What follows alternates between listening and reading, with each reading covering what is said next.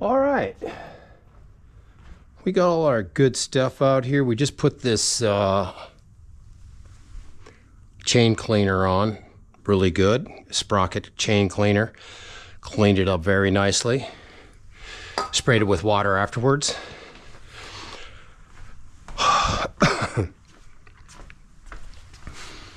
We're going to lubricate the chain. We're going to take the oil filter, air filter out.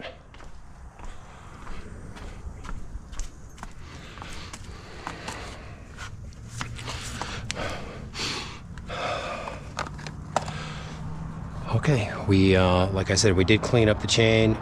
We did spray a citrus cleaner on the rotor here when we were doing it to make sure, and sprayed it, cleaned it really good to make sure none of the oil debris got on the rotor. Cleaned the front rotor same way. Now it's just a process of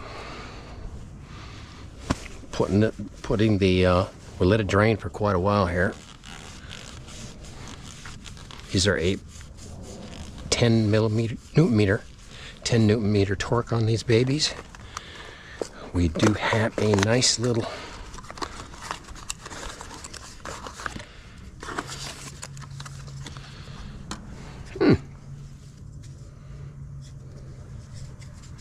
Okay, these go on one way. Of course, you got to put the opening in. We did heat up the engine before we drop the oil, of course. Take a look at this. They usually give you a seal in there. I think I might have one, but we're gonna go with the one we got here. Oh, maybe we won't.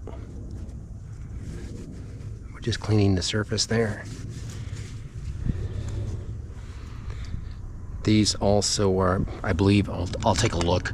I believe they're 10 Newton meter. We're gonna put everything, torque everything down, even the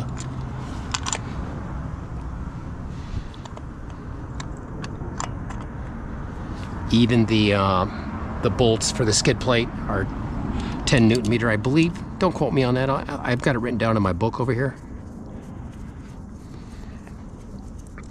We're just gonna get them tight for now. We just drained the oil. Let me see this crush washer's there.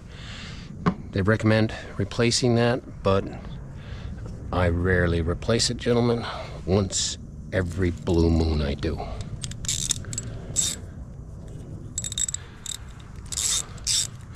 Like I said, we're gonna torque these down.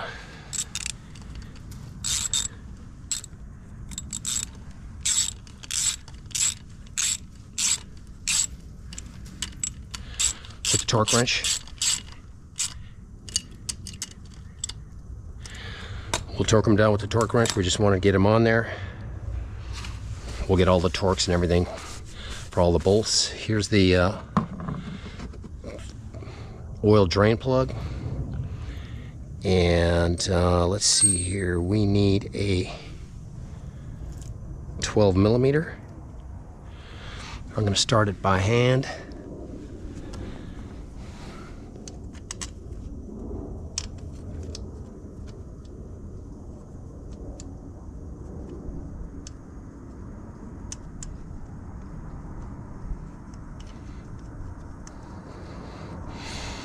This takes, I believe it, I was telling you yesterday that the generators took 14 fluid ounces.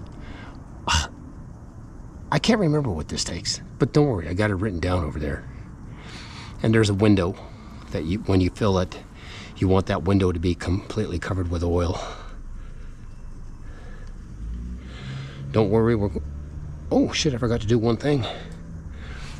Well, I didn't forget. If I would have forgot, I wouldn't have done it. We get a clean, take off one other thing too. But that's good, that's on, it's done dripping. So I believe this other one is a 10 millimeter. This is 12. This is 10. We've got 8 on here right now. I'm gonna show you what we gotta clean here in just a second.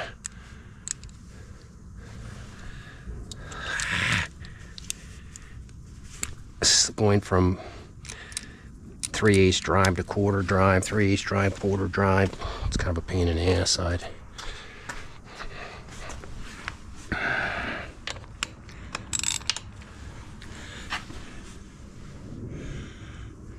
See, there's a, it's right here. It feels like it is a 10. Okay, this is like a screen. This is a, like the bottom of the engine. So, any metal filings will end up in this filter.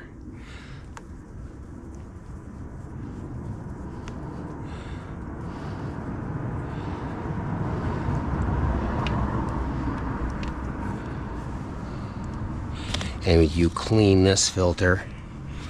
We need a pair of needle nose.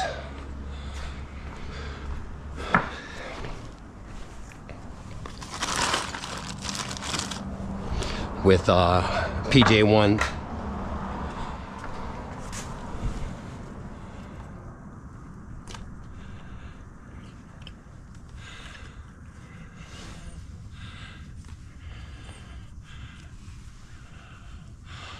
There she be. We're gonna set that right there. It's gonna drain a little bit right there also. I hope you can see that. But we do grab this. I gotta get another. I'm almost out of this shit too. I don't even know if I have enough to spray this. I got another can in the Jeep. This is PJ1 electronic cleaner. If you think this seal needs to be replaced, you will pick one up. But this one looks good. You'll be able to tell if there's an issue. It'll leak a little bit from there. And then it might be a good idea to change it on your next oil change, depending on how bad it's leaking. Okay, it's got that PJ1 on it. Just let that evaporate real quick. That's why we use PJ1 electronic cleaner.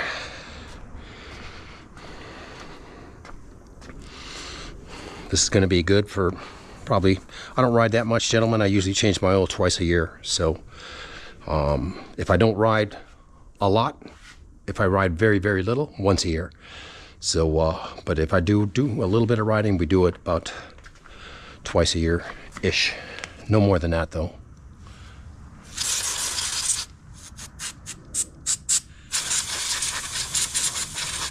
Yeah, see, this is empty.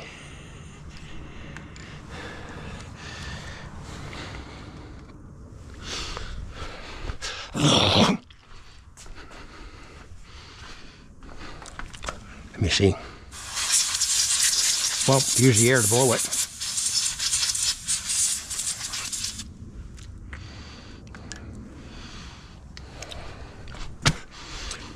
One thing I do want to do is I want to keep that little red hose. Seems like I always lose them. But we'll order another PJ1. Like I said, I've got another electronic cleaner. It's inside of my Jeep on the passenger footboards down there. So, but we're going to put this on our shelf in the closet over here where we keep this kind of stuff. And we're proceeding pretty cool, pretty nicely here. Let that electronic cleaner cool, or I mean evaporate. Yeah, that looks pretty clean.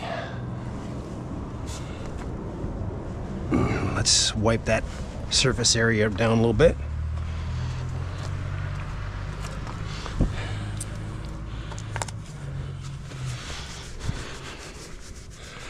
And I'm gonna let you go. I'll pull you back up.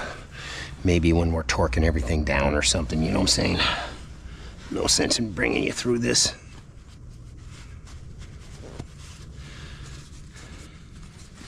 We're just cleaning the entryway here.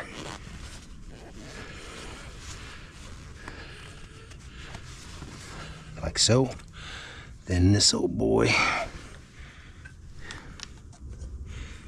goes back inside of there. And then that bolt, you want to twist it like that. And then this bolt holds it in. It's a 10 millimeter. This also has a, I believe 10 Newton meters. There's a broad head on it, and it covers the edge of that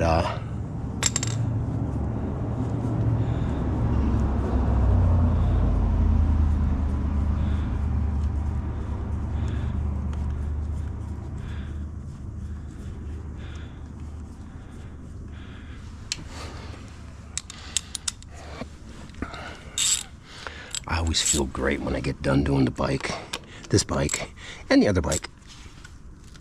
Okay, we're gonna just keep it right there because we will, I'm gonna stick this right here just momentarily because we're gonna put oil in. Let's see, we got the bottom on, that on. Now we're gonna go over, we're gonna get all the torques.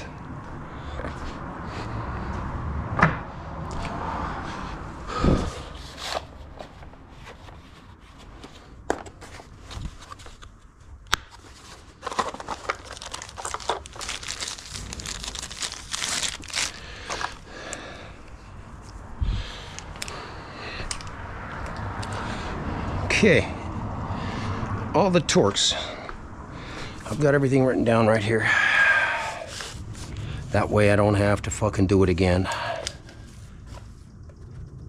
Yeah, that strainer nut is 10 Newton meters. The drain bolt is 20 Newton meters. So we're gonna start with that drain bolt. I'm gonna shut you down right now. I need to focus on this wrench, and it takes a little bit of time. No sense in taking you through it.